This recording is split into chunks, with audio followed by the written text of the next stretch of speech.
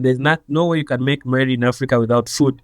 So food is our way of expressing ourselves in the societal setting in Africa, where people just sit around bonfires, for example, kuchoma nyama, where it's roasting beef. The whole plate is just carbs. There's rice, then there's mokimo, then there's githeri, then there's chapati, then everything is just carbs on the plate, and then there's a lot of baptism of the soup. January 30th, they say we only live once.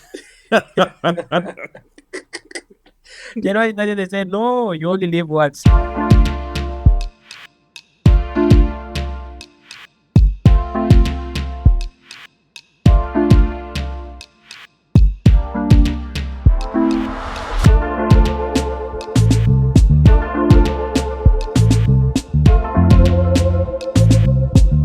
Hello and welcome to today's episode. Mike Tales with Midamba. I'm your host, and I'm excited. I'm so excited to be sharing this space with you during the most wonderful and often indulgent time of the year. I'm talking about the Christmas time, the Christmas period. As we dive into the holiday festivities, one question lingers. Always one question lingers. How can we enjoy the season without compromising our health? Today, we are joined by Jeff Winston. Jeff Winston is registered dietitian and nutritionist, well-versed and experienced in that field as well. He will be taking us through and help us navigate this balance from setting realistic New Year health goals to understanding the do's and don'ts of supplements, maybe, and how to really go about this Christmas season without overindulging in things that we might really affect our health. We've got you covered, so grab a coffee or a tea again, or a healthy smoothie, and let's get started. Good evening, Jeff. Good evening, Chris. How are you? I'm good, thank you. Merry Christmas and Happy New Year. Merry Christmas and Happy New Year to you again and your loved ones, your family.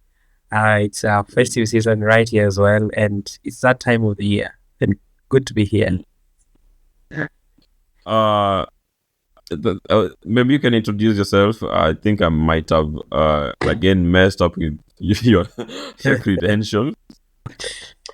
So yeah, I'm Japhet Winston. RDN is an appendix on my name, where RDN is a registered dietitian and nutritionist. So I'm a registered clinical nutritionist and dietitian. Been practicing for quite some time now, both in public and in private practice. But right now I'm into private practice.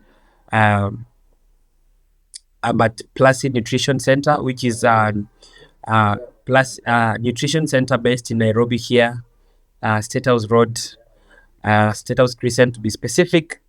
So we are particularly focused on matters nutrition, health, wellness, and just having to look at the how our feeding patterns and our feeding models affect our way of life, Chris. So in brief, that is what I do. I work with different people to take care of their meal plans, take care of their feeding habits, check into those who are unwell, for example, how they can be able to take care of their conditions.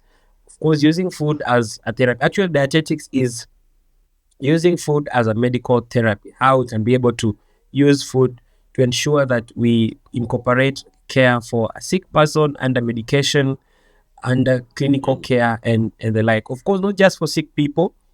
There are people who are aware, have those awareness about healthy living, healthy choices, want to get better in life. So we also work with such people to be able to manage their conditions as well. So I didn't mess up with the title. So you are the registered dietitian and nutritionist, RDN. What is it? Does it have an S at the end? RDNS?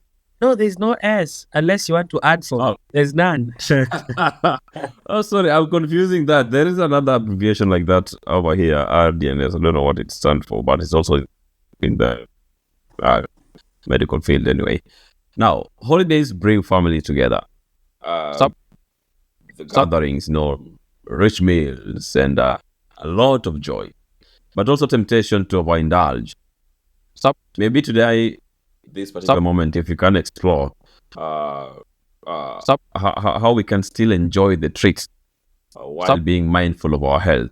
And what are the top, maybe the 3 top tips you would recommend to someone trying to maintain balance during the holiday season, this holiday season? Thank you, Chris. I think if there's anyone who loves Christmas more than me, it should be myself. There's nobody who likes Christmas that I do. I like Christmas a lot. And it's a time for Mary, it's a time to enjoy, it's a time to reflect on the year, what has been, what you've been able to achieve. But of course, Christmas also offers as an opportunity to project into the new year, to, as we set meaningful goals for the new year ahead. But also, it's a time to stay back home with family, with loved ones. People who are abroad, it's a time they're flying back into the country. Those who are already in the city, there's a time of traveling back home. So it's also a time where in our African setup, I'm not so sure about you guys in Europe, but our African setup, it's a time to make merry, and there's no way you can make merry in Africa without food. So food is our way of expressing ourselves in the societal setting in Africa, where people just sit around bonfires, for example, kuchoma nyama, where it's roasting beef, pilau, chapati, all these kind of African delicacies for the merry making season. So it's one of the best seasons that I like, really. So I'll be a bit excited about this because I like Christmas a lot. But it's also a time where sometimes. Yeah, I could tell. I could tell that you like Christmas a lot. Like I could see some of the decorations behind you. I had to tell you to switch them off because they're kind of confused in my feelings. Maybe I will ask you to turn them on back later, but not now. Yes, please continue. Thank you so much. As I've said, it's a festive season, but again, it's a time where we also need to be a bit cautious on what we indulge in. Of course, there's no restriction. If you want to go make merry, you want to go have fun, you want to go, this is a time to have fun, really. We have all the time to be able to have fun. But how can we have healthy holidays so that we have you back in office in January, we have you back on your business in the new year, we have you back on your business trips and all those kind of things. So you said 3 tips, but today I'll give 4. Number 1, I'll talk about portion control. Number 2, I'll talk about staying active. Number 3, I'll talk about hydration. And number 4, I'll talk about smart swaps. So tell me where to start. Start from the smart swap. Smart swap. Why did you just choose smart swap? It's a bit attractive. I just want to know what do you have to swap, So in smart swap is a simple technique where, for example, we are out in a party, we're in a buffet, we are out in a dinner, in a cocktail. A smart swap is simply choosing a healthier option of the same thing you wanted to do, but if there's a healthier option, then I'll do it. For example, I'm out having a buffet, for example, and then they're offering processed. I'm trying to avoid mentioning brands, but unfortunately, I have to. They're offering processed fruit drinks, like in Kenya. It's delicate. Let me not mention brands. They are offering processed. You're in the end of data protection. They are offering branded processed fruit juice. Of course, they put there a nice image of a fruit, of an apple, or a pineapple, whatever fruit. Maybe if you can just mention the content. Maybe if you mention the content without mentioning the brand, maybe then we'll be able to fill it up. Okay. So we have those, processed fruit juices that are found in the shelves in the supermarket there, and of course they'll market themselves as whole fruit with processed sugars and everything. Yes. But you see, the unfortunate thing is most of these processed fruit juice, for example, will have higher sugar content, will not have fiber content that a real fruit will have, will not have as much nutrients as a real fruit will have. Some of them will have preservatives. Some of them will be high in some of these chemicals which are not healthier. So in a swap, I'll easily pick a real fruit juice that is blended as opposed to a processed fruit juice. If I'm going to again to pick my foods, for example, I would rather go for a vegetable salad that is freshly prepared as compared to those high fat things like mayonnaise and those salad dressings. So it's a matter of choosing the same thing you want, but the healthier version of it. For example, if it's fried crisps, I would rather go for maybe potato soup. Uh, in Kenya, for example, there's those things called tumbukiza. Tumbukiza, where you have boiled beef, boiled waros via potatoes in there, Oh, and oh, cabbages. you mentioned Tumbukiza and it just took me back to my language. There's this one called Ngadenyuande. I don't know whether you know it. Lord, I didn't know you know French. That's real French. That's deep, deep French. Cut and mix, maybe direct translation. Yes. So a smart swap is all about that. The same thing that you want, but a healthier version of it, so that I'll avoid things that will be highly processed foods, uh, high in sugars, high in fats, high in calories. So if it's, for example, is a fruit, I would rather take a whole apple, a whole banana, a whole mango, a fruit salad, for example, a fruit smoothie.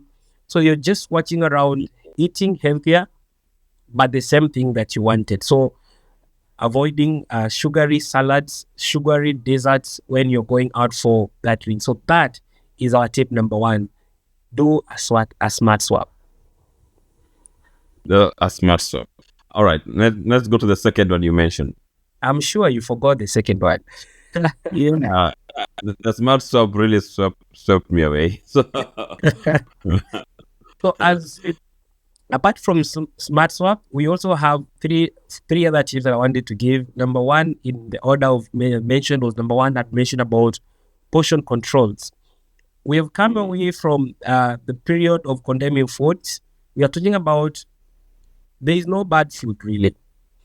There is no way I'll condemn you, Chris, from eating chicken and you like chicken. There's no way I'll condemn you from eating fried rice and you like fried rice. There's no way I'll condemn you for eating beef and you like beef. There's no harm in it. The white man says too much of anything is poisonous.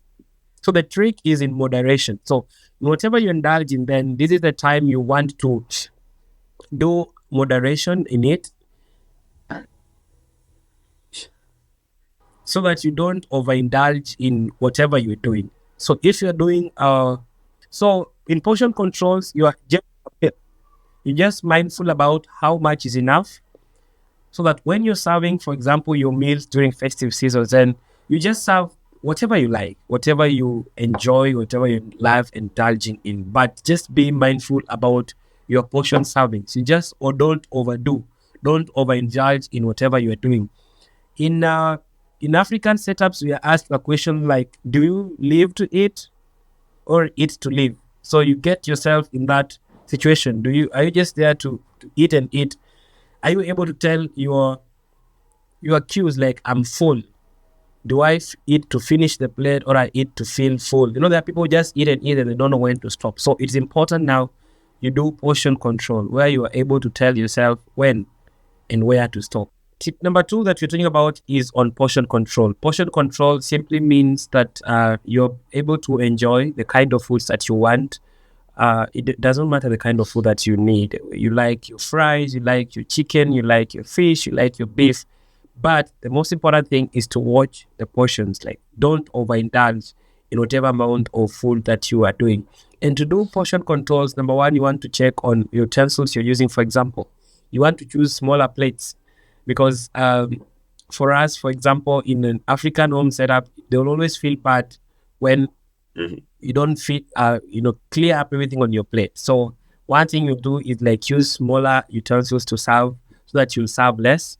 You want to uh, even intentionally ask for smaller portions when you're the one, if you're able to. For example, it's self-service. You want to offer yourself smaller portions. Don't overdo the portions that when you're serving that. Smaller portion. Are you serious? Smaller Are you really portions, serious? smaller portions doesn't necessarily mean that you're eating less In food. this festive season, It, in this festive season. it doesn't necessarily mean you're eating less food. It simply means just, there's that thing we say your eyes are bigger than your stomach. Like you look and they say that, oh, eat chakula ni kidogo. And then you find yourself at the end of the day, you cannot finish You all can't the food you finish. served. Mhm. So that is what we call your eyes being bigger than your stomach. So it is also important to know your cues. Like the way I can tell I'm hungry, then you're able to tell that now this is enough. You also know when to stop. There are some of us who just keep going and going and going. It's festive season, I agree, but it's also important to know when I am supposed to stop. They sometimes say opportunity comes once. Yes. Opportunity comes once, but remember we still live to eat your healthy and alive in 2025. So don't go and Absolutely. overdo it Christmas. Mhm. Yes. So I was saying you can do smaller utensils. Mhm. If serving smaller sizes is a problem, you can do smaller utensils so that you also don't have a big platter and you filled up everything. So again, in portion They'll do a control, mountain. In a smaller industry, they'll do a mountain. yes, now that's the problem again with human beings. You tell them to do smaller plates, and they end up doing now a big mountain on the small plate. So Mhm. please, it is small on the plate and on the serving as well. So just about how much is enough. Do you eat to live or you live to eat? I don't need an answer to that. It's a rhetorical. You can answer yourself.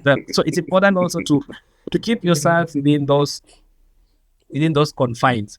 Another thing, as Mhm. we talk about portion control, it's also important to avoid what we call double carbs. Double carbs is for some of us who come from the central part of Kenya here, for example, where you find the whole plate is just carbs. There's rice, then there's mokimo, then there's githeri, then there's chapati, then everything is just carbs on the plate, and then there's a lot of baptism of the soup. Is where some of us come from. So it's important also to be able to check such kind of situation. You don't do a lot of carbs on your plate, so you can just choose one or two, preferably. Mhm. Take your favorite. It's the Christmas season. Take chapo, take rice. You don't have to overindulge in the carbs so that you don't take too much carbs. Remember, carbs is a prime suspect when it comes to unhealthy weight gain. Why? Because carbs are high in sugars. The body does not store sugars. When there's too much sugars in the Mhm. body, it is broken down and converted into fat. So this festive season, you want to check on the amount of carbs that you ingest, Chris. I hope you're still there with me. I'm still here. I'm still here. I'm Good. very here, waiting.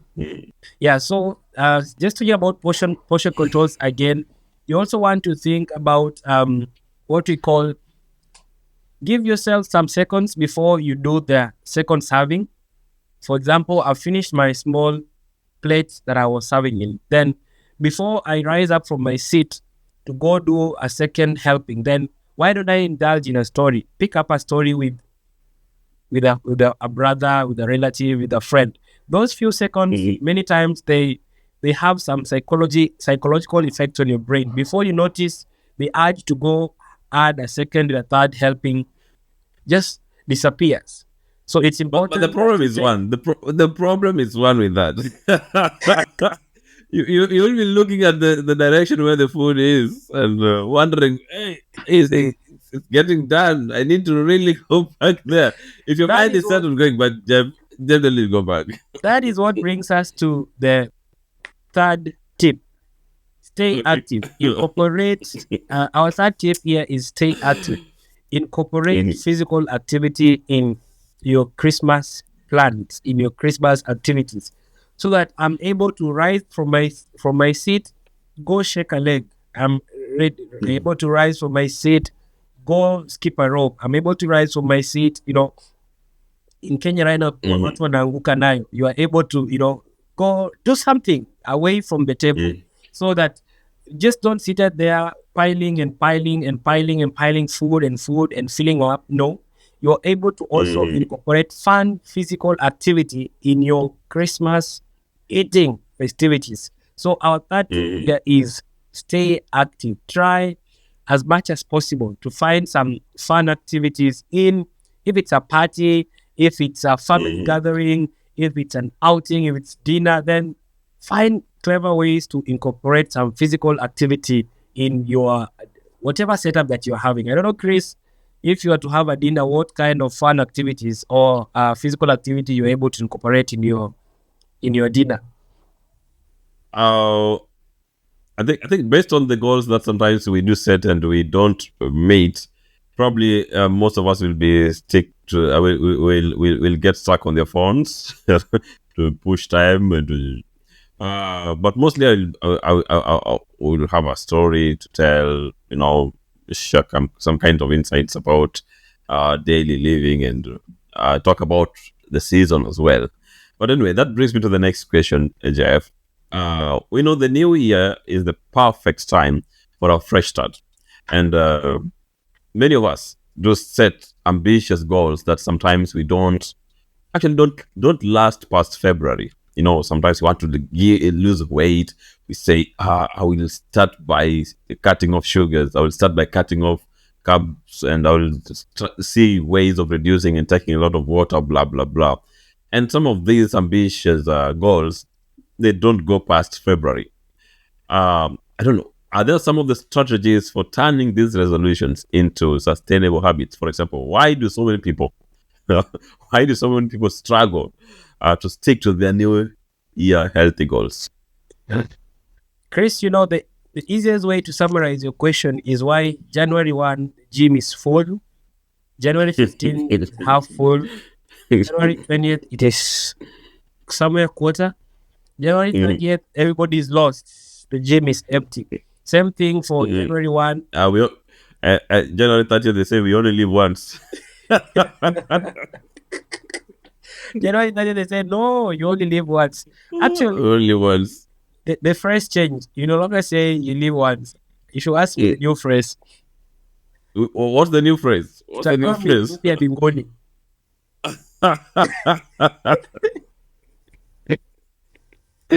Oh my. Anyway. So anyway, it's a common cycle that many of us go through year in, year out. But that's true anyway. We'll be given new bodies in heaven. But let's continue. Let's continue. I agree with you. We'll be given new bodies while in heaven, but we are still on the earth here, and we don't know how long we'll be on the earth here, and you still need this earthly body to keep you on the earth here. So that is why we are here, Chris. Continue. Thank you. So to avoid a continuous cycle of going back to the same January 1 resolutions, and then on January 30th, things have changed. Again, 4 tips I want to speak about this evening. Number 1, be specific. Be specific means be specific. Don't just say I want to be healthy in 2025. What particular thing do you want to do about you being healthy? Don't just say I want to be healthier. Give yourself specific goals. For example, in January, I want to start 30 minutes walk every morning. Or I'll do 30-minute walk every evening. Or I'll be skipping rope every morning before I go to work. So be specific about your aim and your goal. January 1, I want to reduce my intake of carbohydrates, for example. If I was taking, I'm a victim. So victim, suspect like myself, listen.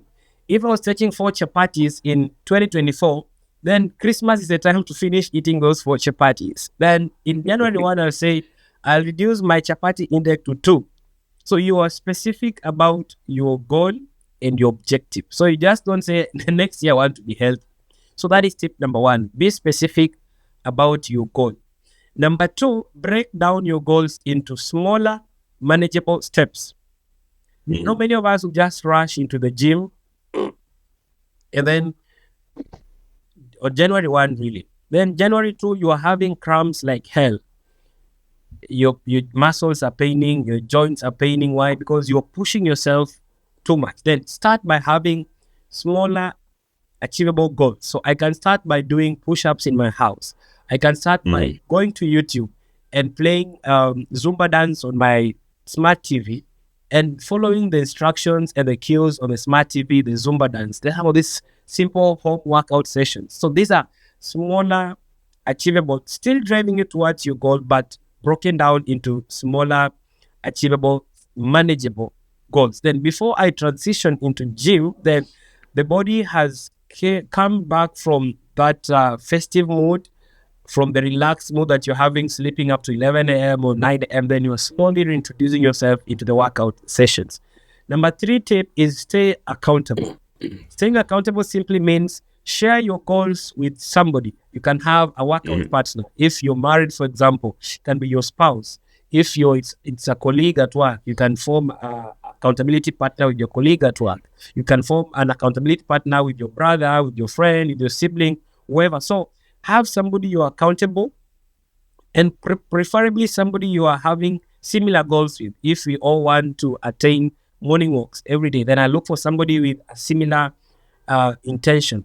For example, I see in some of these estates in Nairobi, you find women that wake themselves up in the morning to go do the morning walk. So they walk a pack of 5 women, 6 women. So you want to find yourself in such peer groups. And finally, the last tip I want to give is celebrate small progress. Attaining some of these health goals are not easy. For example, losing weight is not an easy thing. Adding weight may come very fast, but losing it is not so easy. So it's important also to celebrate small wins. So if I commit that I want to lose 5 kgs by the third month of the year in 2025 or the fourth month, then if I manage to lose 0.5 kg, it is a small win. So you are supposed to celebrate your small wins. But that is also tricky again, because I may decide to celebrate my small win by not going out for the morning workout again. I say, hey, napigia mwili pole. So again, I go back to comfort zone.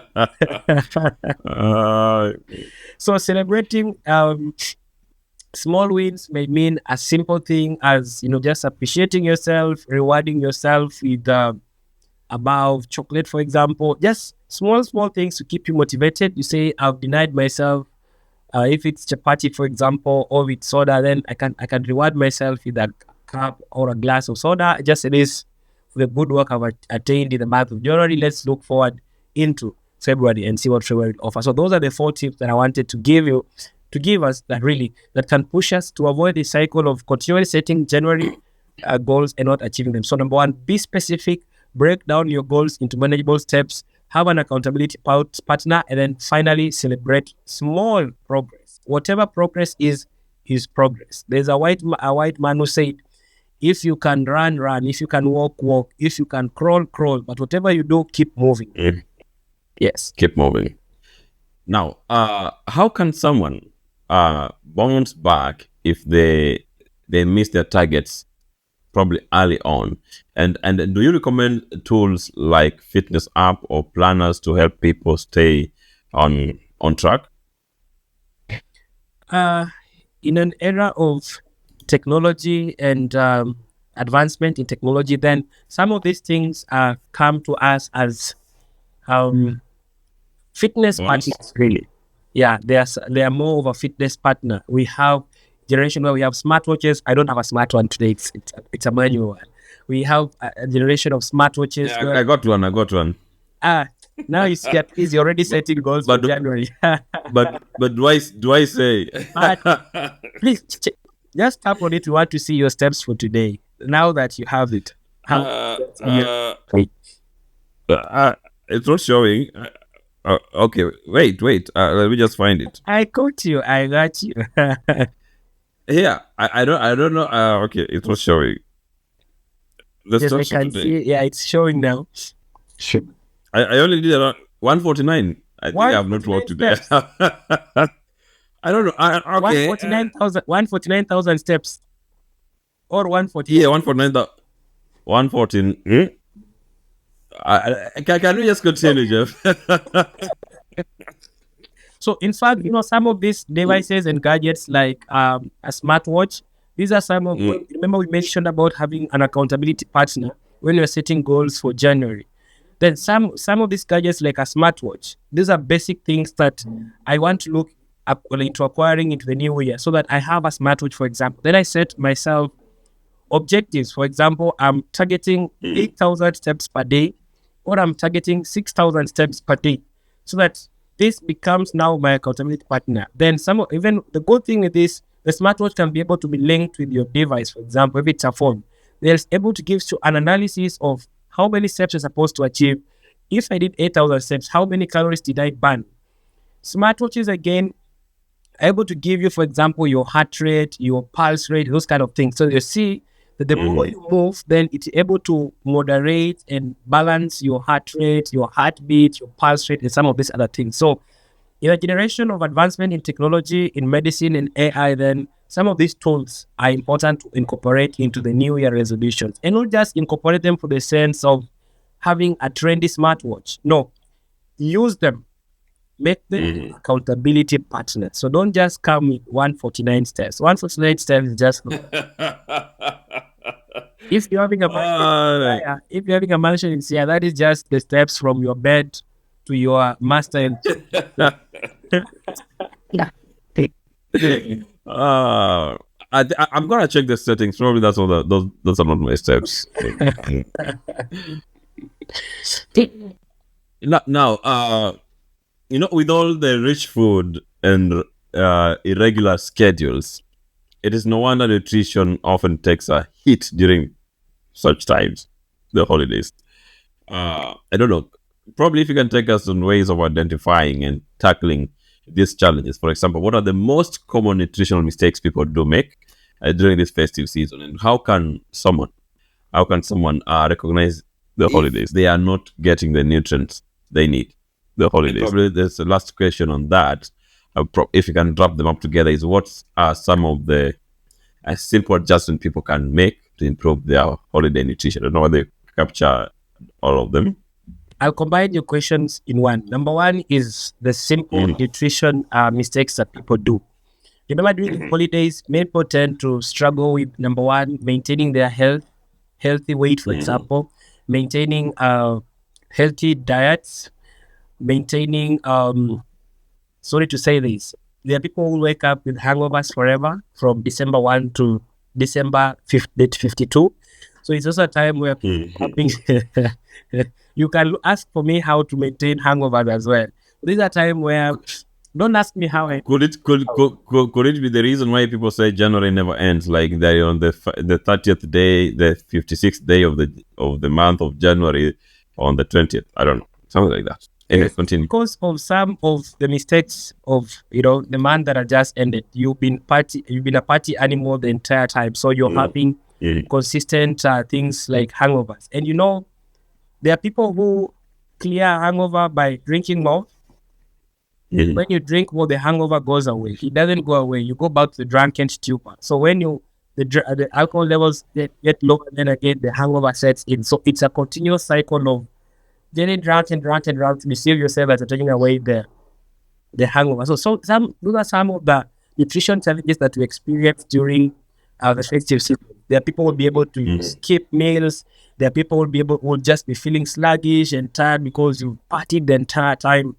You're struggling to adopt a good feeding pattern. So some of these are challenges that occur during this festive Christmas period. Remember, again, it's also a time where people take too much of calories, excessive calorie intake in their meals. So this is still a nutrition challenge during the Christmas festivities. Dehydration is a common thing that happens during Christmas festivities. Why dehydration?